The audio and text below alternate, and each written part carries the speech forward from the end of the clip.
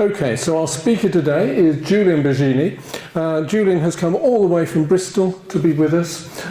He's a writer, a journalist, and in 1997 he co-founded the Philosophers magazine, which aims to make philosophy more accessible. That's still going. I checked it out this morning. It's a quarterly online magazine.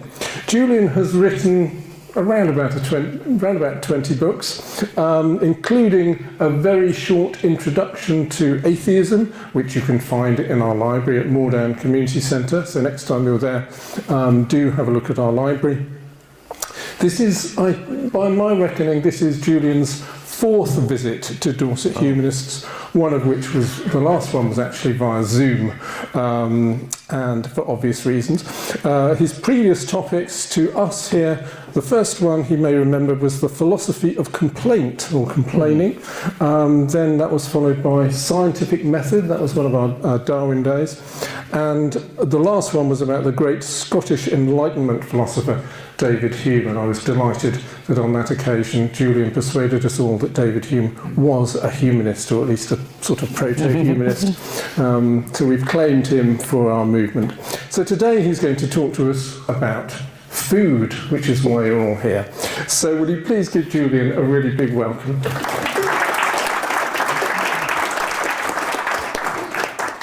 Thank you very much indeed. It's lovely to be here in the second finest county in England. I won't say what I think is the finest.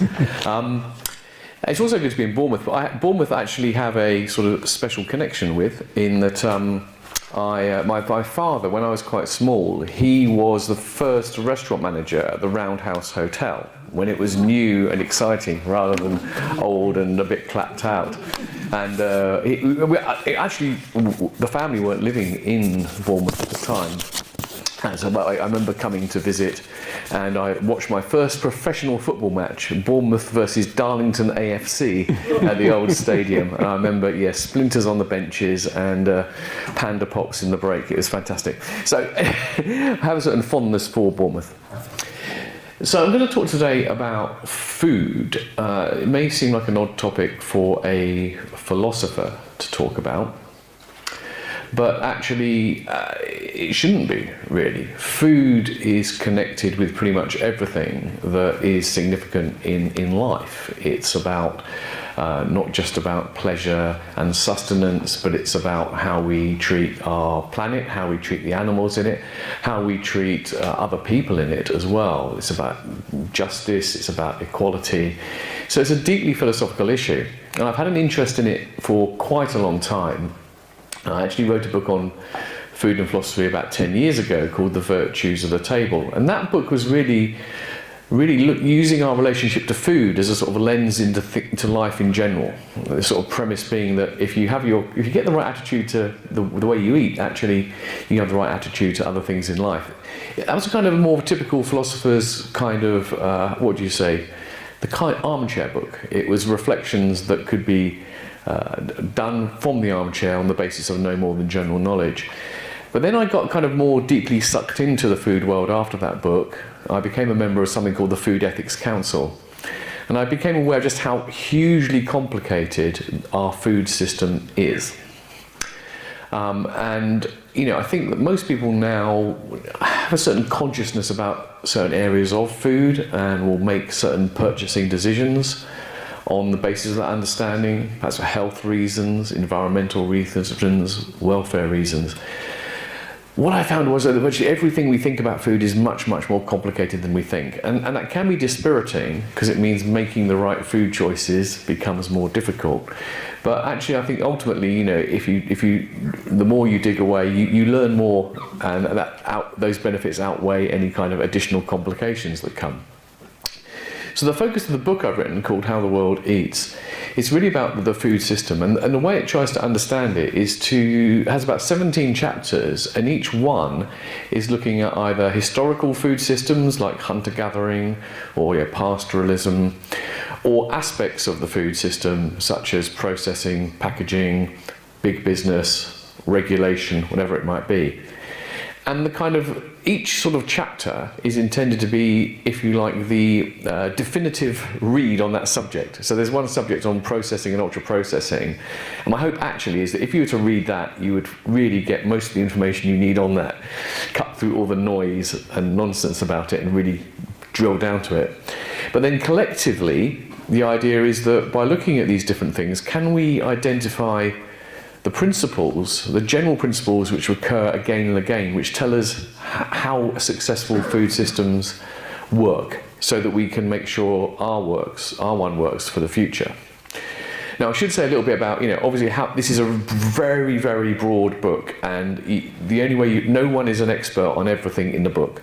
So I'm kind of almost I'm a kind of a philosophical journalist. I'm like a journalist in that I'm having to go to the key experts in every aspect, look at the most definitive writings there, and then pull it all together for the sake of the reader. And the philosophical side is I'm trying to extract those principles.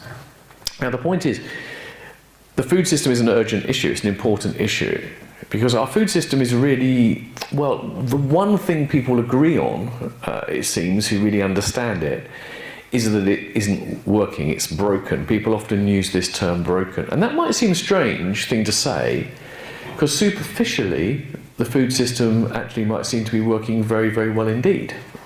If you think about it, there's plentiful food everywhere. We have food banks, even in this country, so there are people who can't afford food, but that's not because food is historically expensive. Food is, by historical standards, very cheap in developed countries in particular. There's more than enough calories to feed everybody in the world. But one of the people I spoke to, a woman called Tana Garnett, who is the head of this thing called Table, which look up their website, Table Debates. They basically a forum for really serious food systems discussions. She says that the food system is like a high-functioning alcoholic, right?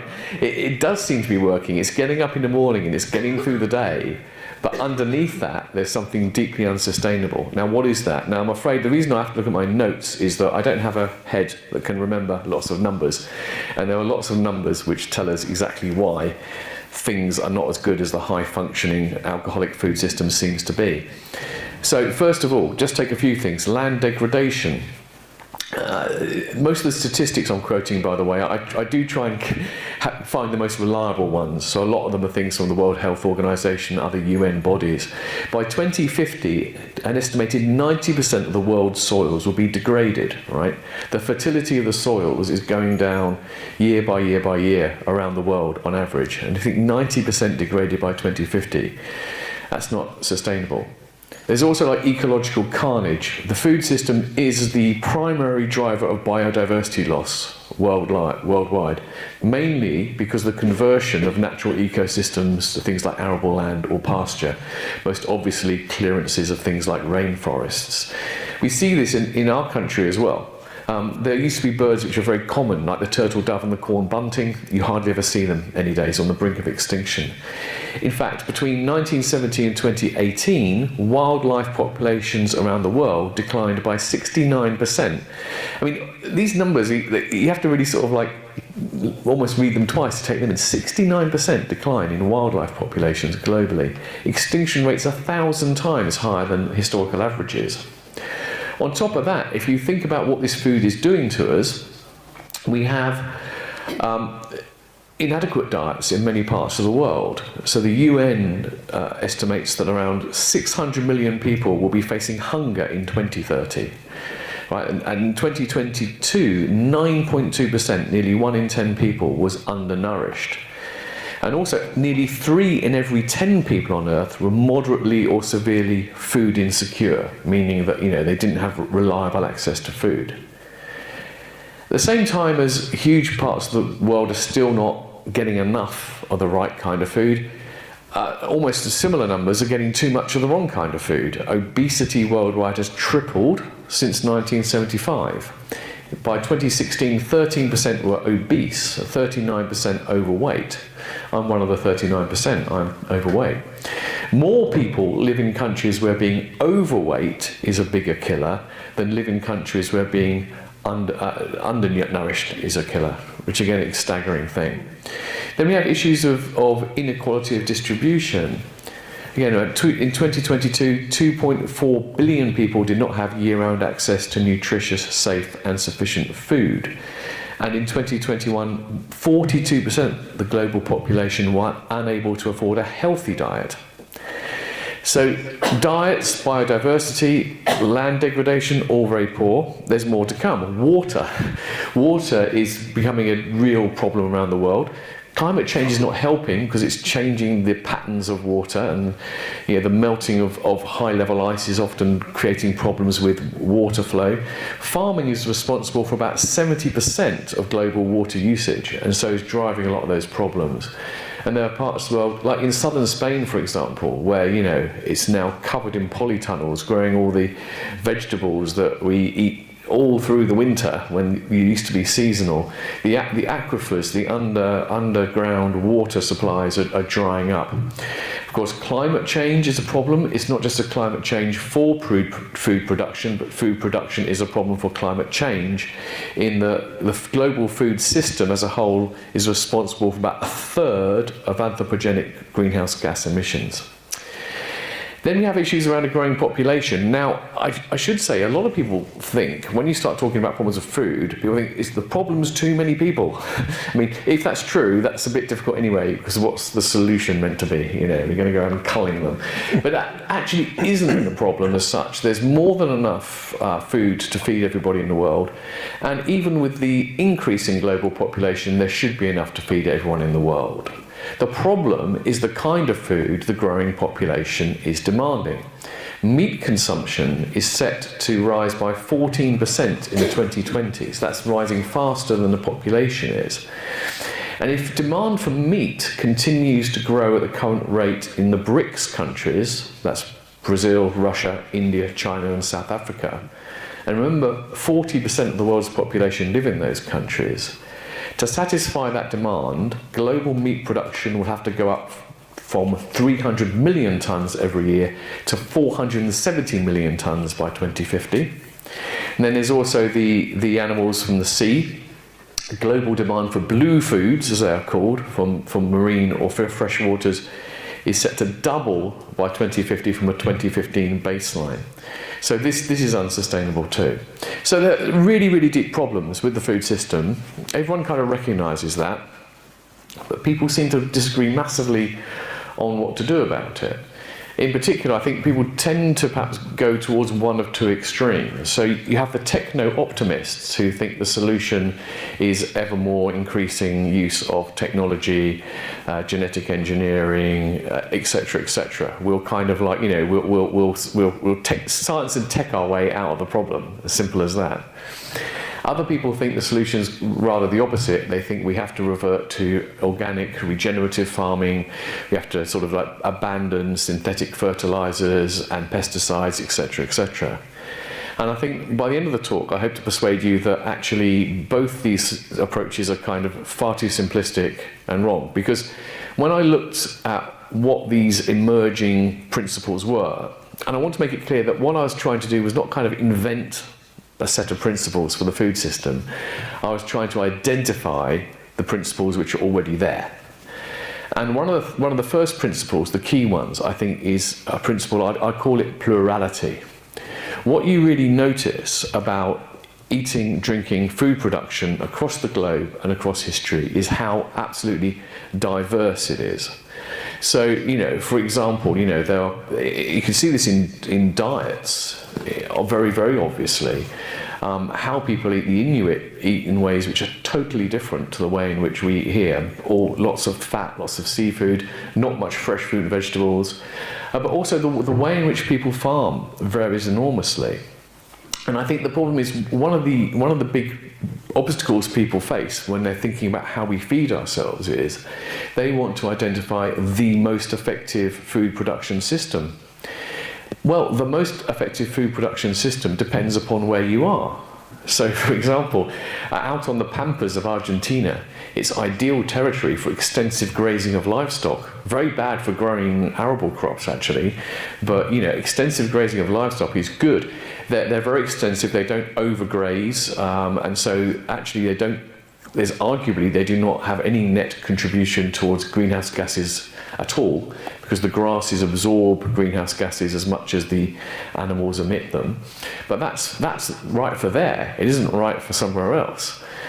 And also, in terms of organic, non-organic, etc. Well, it depends on the crop and it depends where you are. Some crops are very, very hard to grow organically. What you find is that studies show that on average, and time and again they show that organic yields are up around 80% of conventional yields. You don't get as much food per acre of land, bluntly. Now, there are complications around this and there are arguments to and fro, but even when people allow for all the different sort of mitigating factors, that's a figure that most experts will agree on.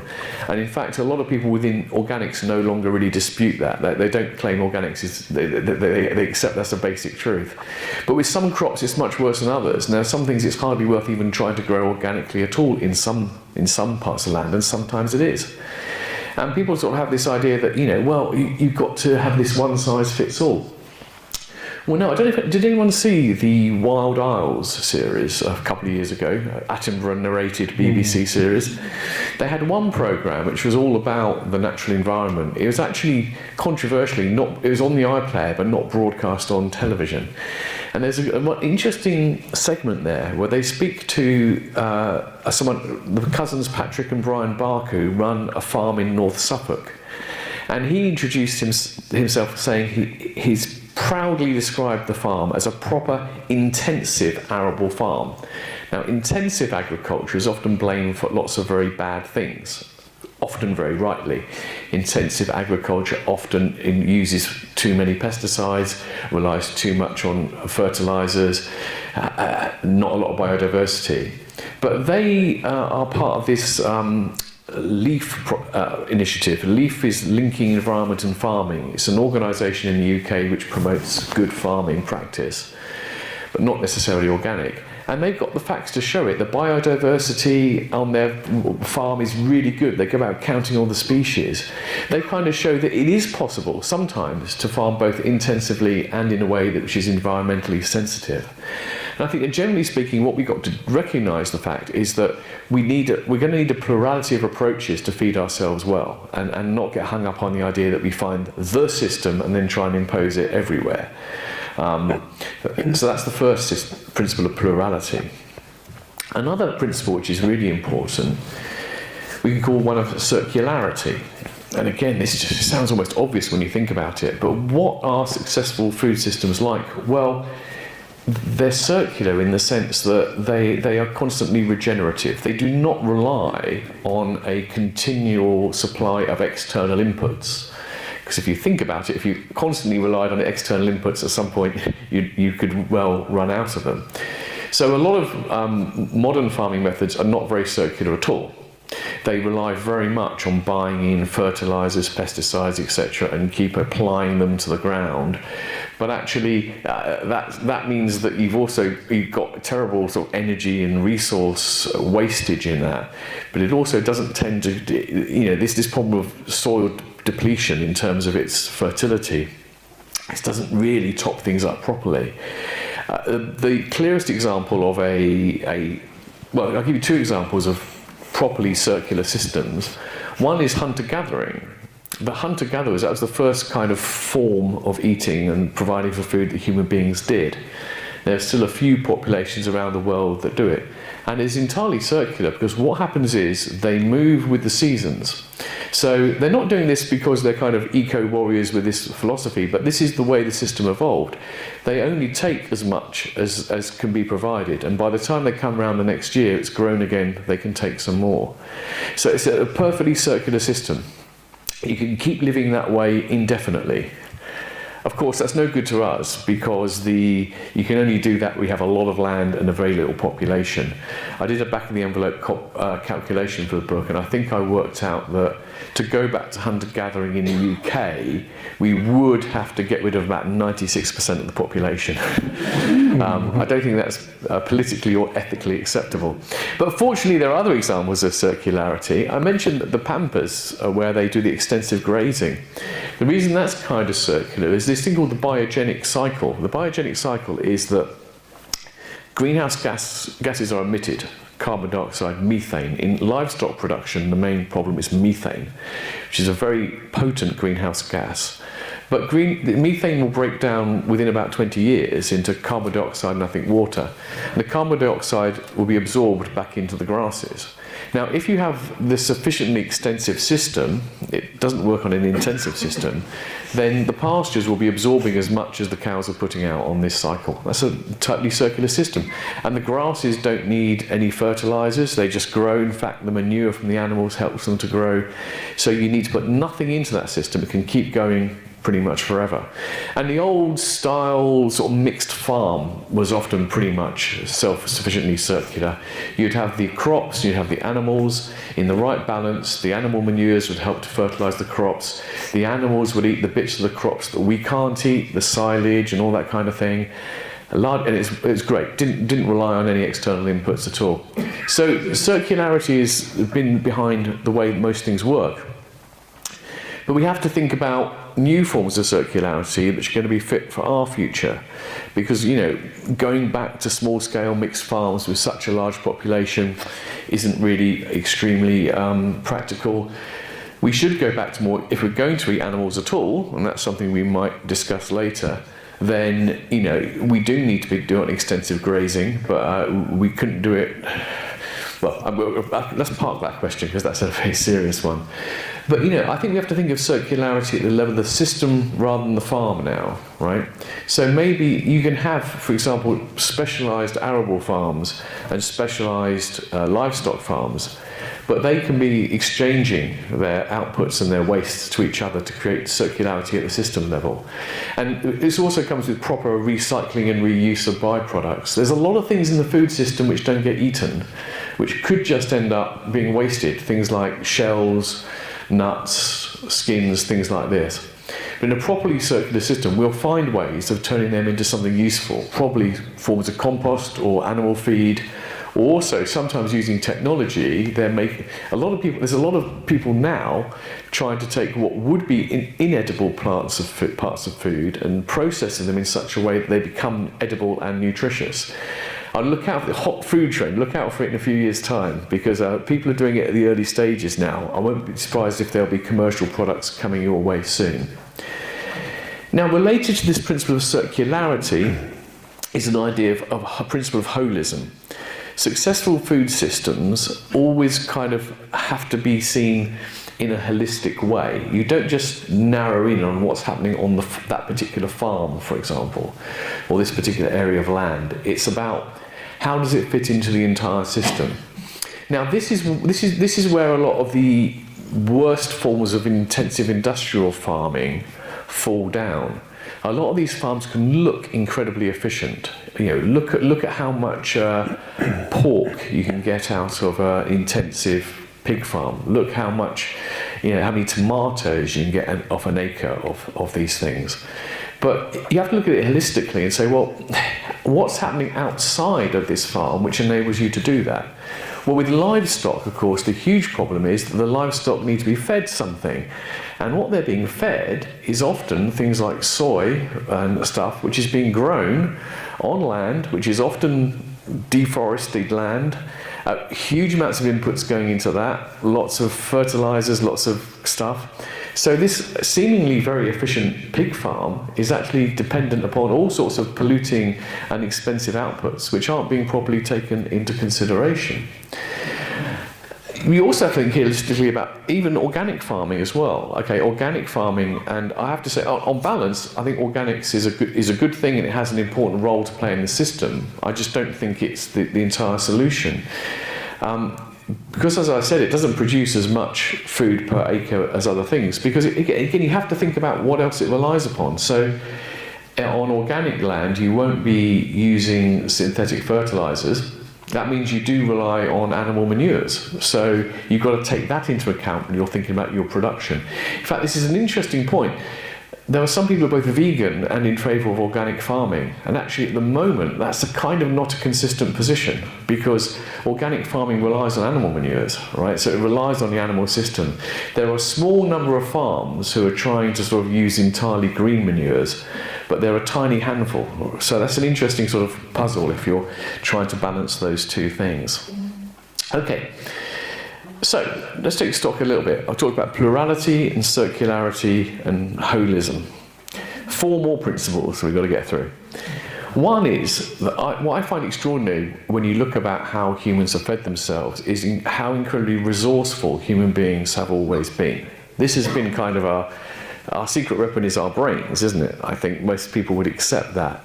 For evolutionary reasons we don't properly understand, the human brain seems to be capable of a complexity of thought that other creatures don't have.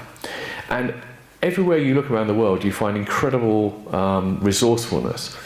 One example I love of this is aquaculture. Aquaculture is fish farming. And a lot of people think of fish farming as this new aberration, which has sort of replaced traditional sea fishing. It's actually it's true that aquaculture has grown enormously. I think back in 1960, less than 2% of the world's fish and seafood was farmed. Now more than half of it is. So it has grown hugely. But the principle of aquaculture has been around since pre-Christian times. In ancient China, they were the first people to really do it properly. And they had an ingenious way of farming, which was the fish rice system, which some of you may have heard of. You basically have the carp in the paddy fields, and it creates this symbiotic system. The carp and the rice, they help to kind of feed each other, and they help to, the water's kept clean because both of those two things are in it together. This is, and actually, interestingly enough, little fact of the trivia fact of the day: carp is still the #1 farmed fish in the world. It's a good pub quiz question. What's the world's most farmed fish? Most people I think are going to guess salmon, right? But it's not. It's carp, and that's because it remains extremely popular all over Asia.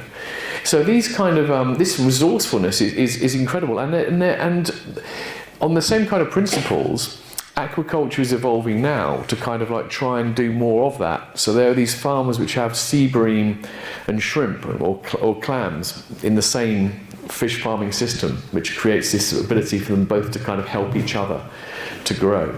So I think resourcefulness is something we need to keep, we need to prize and not get rid of. And this is why I think people who think the answer to our future food production is just to go back to old ways are sort of ignoring the fact that human beings have always been pretty good actually at coming up with new and novel solutions. Yeah, they've messed up when they've done it clumsily, without thought, too arrogantly. So absolutely we've got to be a bit careful. We've got to continue to be resourceful. We shouldn't throw out the baby with the bathwater. Now those 5 principles I mentioned so far, 4 principles I mentioned so far, are all things that you can identify just by looking at the range in ways we've fed ourselves throughout history. But there are 2 principles that I'd like to advocate for, which I think are more notable by their absence. The first one is to have a more, what I call, humane food system. Humane from the point of view about the way we treat other animals. I think, unfortunately, that's not something we can say of humans at any time in their history, in a way. At the moment, we have certain industrial farming practices which I think are pretty dreadful. It's hard to find anyone who would defend them. If you think about sows that are in gestation crates where they can't even sort of round, and chickens who are kept on the equivalent of a size of A4 paper for all their lives. The fast-growing chicken, we bred our broiler chickens. Broiler chickens are the ones used for meat, to get fat so quickly that they can't actually sustain their weight for any length of time. They have to be slaughtered very early, because if you kept them any longer, they would just sort of collapse under their own weight. It's quite grotesque. Cattle, which is kept entirely indoors for its whole life, I think whether you're a vegetarian or a carnivore or vegan, whatever you are, it's hard to sort of deny the fact that a lot of these practices are pretty damn awful. Now, they do vary. It's a spectrum. Again, it's not a binary. There's not kind of the lovely organic farm where everything's out pasture rearing and anything that's more industrial is awful. Some people would argue that there are some fairly intensive systems which do manage to have high welfare. But without sort of like getting overcomplicating it, it seems very clear that some things are really awful, particularly I mean, Europe's not bad for this. Europe's animal welfare standards are far from perfect, but we really don't see the worst excesses here. I think you see the worst excesses in places like America, where they have these CAFOs, as they're called, concentrated animal feed operations, which can have tens and thousands of animals in them, I mean, even more than that. And you may have seen the story a few years ago of the vertical pig farm in China. It was about a 17-story building, like with pigs. Imagine that. The point is, though, even if you look back in history, I don't think that traditional societies were necessarily blameless on this either. Now, I think what we learn from traditional societies, and by traditional societies, what we mean is a society which is continuing to kind of basically operate on the basis of practices which have a very long history uninterrupted. That's the only thing it means by that term. Traditional societies teach us something about a certain kind of reverence for animals. So if you take the Maasai, for example, now the Maasai are huge consumers of animal produce. They drink about 4 litres of milk per day, and the other two important parts of their diet are blood and meat. And you know, they look down on vegetables. Plants are soiled, quite literally. They come from the earth, and they're considered inferior. And they have a great sort of reverence for the animals. And they actually they give themselves cattle names as well. Yeah, so they have this reverence for the animals, but they do eat and kill them. Similarly, the Inuit think that they eating the seals, there has to be this sort of mingling of seal blood and human blood, and this gives them strength. And so they have this kind of gratitude towards the seals, even as they kill and eat them. And I think there's something in that which we could learn from. But nonetheless, I think that even these traditional societies, we now know so much about animals. We've got the theory of evolution, we've got neuroscience, we've got physiology. We know a lot more about how these animals can suffer or not. And I think that a lot of the practices, even in these traditional societies, do not pass muster to the standards we would demand of the future. The Maasai, for example, in one of their ritual slaughters, will suffocate the cow by pouring honey down its nostrils, etc. And this obviously has ceremonial importance. I don't think we can consider that to be a humane way of slaughter today. So I think we need to advocate for a humane food system. I think we can do that and still have some animal farming. So others of you may disagree, we'll see. But that's got to be a part for the future. The second thing, which I don't think has historically been dominant, is the idea of a just and equitable food system. Now, if you go back to hunter-gathering is probably the last time in which human beings had a food system which was equal and fair in ways that we would entirely approve of. There was no land ownership, and food was always shared. It's quite interesting that anthropologists and the like have tried to kind of been a bit puzzled really about why people share their hunted food so well, and are looking for these kind of explanations which would make sense to a society in which we think of ownership rights. So, for example, they think that there could be a status thing involved, or reciprocity. The reason why the killer of the animal shares the meat is because then when someone else kills the meat, they will share it with them. So it's kind of a quid pro quo. But actually, people have looked at this and found there's no relationship at all between how much food people get and how successful they are at hunting. The most they get out of it is bragging rights, but that's social status, not anything else. The point is that hunter-gatherer societies share all their food because that's the way they survive. It's as simple as that. And there's no question of kind of one person deserving more than the other. But ever since we became farmers, the inequalities have crept in. So the thing about farming is, as soon as you've got farming and settled things, you have two possibilities. One is that some people have got better land than others and therefore produce more.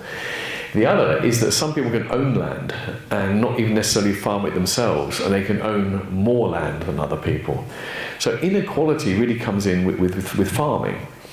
And what's happened really over time is that these inequalities have led to increasingly grotesque abuses of human beings.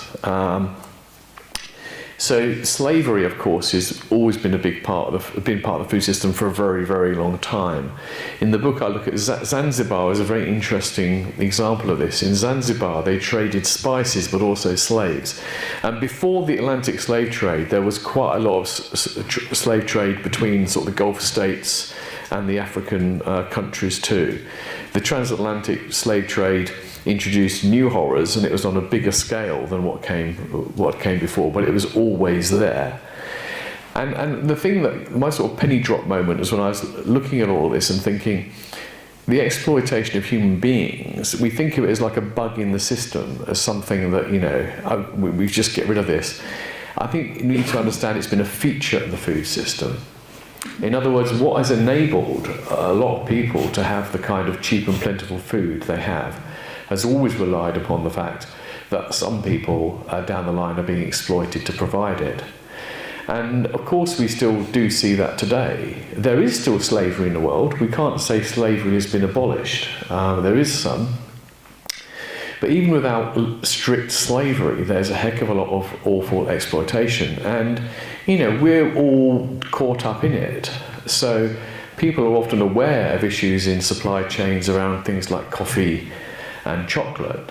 And, all the big companies are committed to trying to sort of eliminate child labour and exploitation in these systems, but no one can really claim to have entirely eradicated it. But it's not just that. If you look at, there are some interesting and disturbing reports of workers in, southern Spain. So southern Spain has become, a huge producer of food for the rest of Europe. And a lot of the people on those farms are people from places like Algeria and Morocco. They come in on these special permits, which is kind of like, it's remarkable really. It sounds like a description of bonded labour. They are allowed to come into Spain only to work for a particular employer and to live in the accommodation supplied by that employer, and then they go home at the end. Now, isn't that the definition of bonded labour? Maybe someone can sort of correct me on that. Also, in southern Italy, not just southern Italy, there have been investigations into a lot of, again, people on tomato harvest, and there's organised crime is involved with this, huge exploitation, trafficked people. So it is all over the place. I think one of the most uncomfortable things we have to accept about our current food system is that if we was to eliminate all of this exploitation, it would change the food system. It would make certain things much more expensive than they are now. And it would probably make most foods a bit more expensive. But I think that's something we just have to do. We just have to do that. So justice and compassion in the human food system, or we might say a humane approach, are things that we absolutely do need. Final principle I'm going to talk about briefly is, and this is going to sound odd, is I couldn't find a word for this, so I'm going to use the word food-centric. We need a food system which has food at its heart. Now, you might scratch your heads at this point and say, well, how isn't our food system at the moment, doesn't have food at its heart? Well, not really, because what we mean by food is proper whole food, right? For various reasons. So I'll talk a bit about this. So if you think about I mentioned earlier the Inuit and the Maasai, and how their diets don't really conform to what we understand to be a healthy diet, right? They're not having their 5 a day, and they're eating quite a large quantities of fats, which we're supposed to be all cutting down on. Well, how does that work? Well, there are lots of reasons. One, of course, is evolution. Different populations have evolved to sort of metabolize their food in different ways, which is why, it's not crazy to think about, what your own genetic heritage is and thinking about what kind of foods you can process or not. An obvious example of that is lactose, actually. Depending upon where your ancestors were from, your capacity to break down and digest lactose is going to vary. I'm half Italian, and I didn't realise this, but most Italians are lactose intolerant, not to the extent that they can't have milk, obviously, but to the extent that, it's got to be in fairly limited quantities, which is why those very milky cappuccinos you get in Starbucks are nothing like the cappuccinos you get in Italy, which for a start they probably very rarely have anyway. So it's partly to do with that. But even so, we metabolize things differently, and we have different genetic effects, but still there are certain nutrients that everybody needs. Everybody needs the key vitamins and minerals. How do, like the Inuit, get it from this? Well, the secret is they eat everything. When they eat the animals, they eat all the parts, or traditionally they did. And what you find is, in a lot of these innards, that's where these vitamins are found. And so they have a whole food diet in the proper sense of the word, and that enables them to eat more healthily. And what you find is that we found around the world there's something called the nutrition transition, which is whenever people stop eating their traditional diets and start eating a more Western diet, as it is called, with more processed foods, their health outcomes get worse, right? They're better off eating those traditional foods. So the thing about being a food-centric thing is it's about eating whole foods. And our food system as it stands isn't really designed around that at all. One of the most interesting, some of the things I talk about in the book, I get a bit worried that people are going to look at the title and go, oh, that sounds really dry. Governance, for example, there's I dare to have a chapter on governance. It sounds dry, but the regulation of food is absolutely important, vital to how our food system works. But the other thing which might sound a bit off-puttingly dry is commodification. Commodification does not sound like an exciting topic. But unless you understand commodification, you don't understand the food system. What commodification means is that our food supply has sort of transitioned over centuries from a time when basically people grow foods which were sold and eaten, or at the very least provided as kind of ingredients in a minimally sort of processed way, like wheat for the miller to be made into bread. So the crops to foods and animals to foods link was really, really tight. Now the global food system is dominated by the production of crops, which are then sold to be used as raw ingredients in processed foods, and often highly processed foods. So things like, if you think rapeseed oil, for example, and they're growing all this rapeseed on a huge scale. It's being bought up there are commodity markets. The rapeseed goes in with other rapeseed. It goes to huge manufacturing facilities. It gets turned into gallons and gallons of rapeseed oil. The rapeseed oil goes to food manufacturers who combine it with other things like maize and all these cornstarch, etc., to produce these processed foods. So actually, our system is not primarily concerned with the production of foods for you to eat. It's concerned with the production of ingredients for other people to make into processed foods for you to eat. And that has all sorts of implications. Arguably, it's not good for farming and agriculture because it leads to the creation of these huge monoculture crops. It's certainly not very good for our diets. So I think that we need to be thinking about how to make a food-centric approach central. And in fact, can I just say one more thing about this, because I think I've probably got enough time to do this.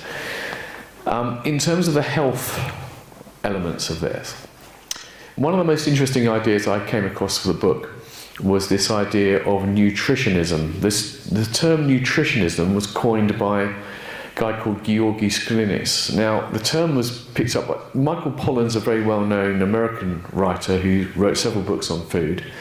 And he helped to popularise this term, but it hasn't really caught on as much as it should. So nutritionism is basically the idea that it's or an assumption often, not even an idea, that the way to think about the nutritional quality of food is to basically break it down into its component nutrients. So you want to know how healthy something is? Look at its contents of carbohydrates, fats, proteins, vitamins and minerals, and then weigh them up. That tells you how healthy the food is, right? Now, there are all sorts of reasons for thinking that is, plausible though it sounds, it's kind of wrong. And actually, one way to sort of raise your suspicions of this is to realise how the food industry has kind of gained this. So you can go into any kind of supermarket and look at these highly processed products, and they will have certain health claims. They'll have the traffic light system at the bottom, and they may be all green. You know, it's green for fats, it's green for sugars, and it's green for salt. Fantastic. You flip it over and you look at the ingredients list. This doesn't look very good. It's full of these highly processed ingredients. So what's going on here? Well, the problem is that, and I'm convinced by this, and a lot of people are, you may not be, that this is the wrong way to look at food. So in other words, it's a basic principle that healthiest food is whole, proper food, right? And if you chop up your food, blitz it, fractionalize it, and put it back together, even though you may end up something with the same quantity of fats, calories, carbohydrates, vitamins, etc., it won't be as good for you. And there are lots of reasons for that. It's not just a kind of a romantic idea. It's because it turns out, the way we ingest and process food is very, very complicated. And so it's very, things work together. And the simplest example of this is sugars. If you eat a whole apple, or if you take that apple and you put it in a liquidizer, and then you eat the apple or you drink the apple puree, as it were, your body's going to absorb the sugars in very, very different ways. And also the combinations of foods affects things as well. Red meat has got a lot of bad press over recent years for our health. And I think one of the problems I've got with this is that red meat is an incredibly broad category. It includes your pasture-reared steak all the way to your highly industrially produced piece of ham or something, whatever it might be. But again, there's lots of evidence that the form in which this meat comes and the combinations in which we eat it makes a difference. There's one compound which is not meant to be particularly good in red meat. Turns out that it's nullified or at least diminished in its power when eaten with garlic. And your Mediterranean diet, my Italian family, they would eat red meat and there'd probably be some garlic in there as well. So that makes a difference too. So I think this is part of the idea that for many, many different reasons, a food system's got to have proper whole food at its centre. All right, let me just remind you what these 7 principles are. Plurality, there's no one-size-fits-all diet or way of growing and producing food. Circularity, you've got to have a system which is sort of like doesn't rely on constant external inputs. Holism, you've got to look about the impact of in the round, not just looking at a particular food, a particular farm, a particular practice. Look at its impact, culture, economy, ecology, health, etc. Resourcefulness, we've got to keep using our great brains and adapting. More humane and compassionate towards the animals in the system, more just and fair towards the humans in the system, and a whole foods at the centre. Now, to conclude, I don't normally like reading from a book, which is a bit dull, but I did spend a lot, I worked very hard on this book, so I thought if I try and give you an off-the-cuff summary, conclusion, it won't be as good as the conclusion I've really thought about. So I'm just going to read you the last paragraph, which hopefully gives you some sense of where I think we should be going with this debate. Too many calls for change are utopian, requiring a wholesale shift of values that is not going to happen. If healing the food world depends upon the downfall of global capitalism, near universal adoption of organic farming, everyone going vegan, all animal proteins coming from bioreactors, people losing their taste for bliss point foods, or dismantling of large food corporations, then we are already lost. But fortunately, we do not need to tear down the whole system and start again. Positive change depends only on people recognising that the values we already hold are discordant with the food system that we have, and that values and practices can be brought into harmony by a series of adjustments, some radical, but all ad hoc and doable.